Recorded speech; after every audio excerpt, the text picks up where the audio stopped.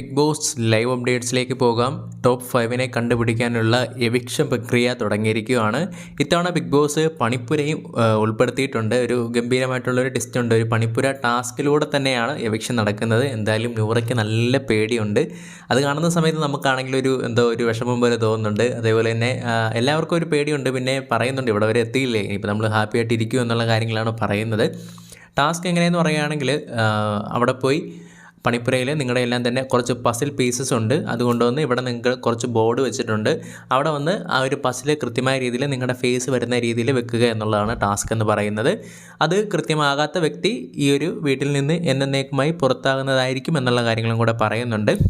അങ്ങനെ ഹൗസിലുള്ള കണ്ടസ്റ്റൻസിന് അവസാനമായി പണിപ്പുരയിലും കയറാനുള്ള ഒരു അവസരം കൂടിയാണ് ബിഗ് ബോസ് ഒരുക്കി കൊടുത്തിട്ടുള്ളത്. അനുമോൾ എന്തായാലും ഓടിപ്പോയി ഡ്രസ്സൊക്കെ മാറാൻ വേണ്ടി പോയിട്ടുണ്ട്. അതേപോലെ തന്നെ ബാക്കിയുള്ള ഷാനവാസ് ആണെങ്കിലും ഡ്രസ്സൊക്കെ മാറി വന്നിട്ടുണ്ട്. പോവുകയാണെങ്കിൽ ഇച്ചിരി വൃത്തിക്ക് പോകാം എന്നുള്ള രീതിയിലേക്കായിരിക്കും അവർ വിചാരിച്ച് വെച്ചിട്ടുണ്ട്.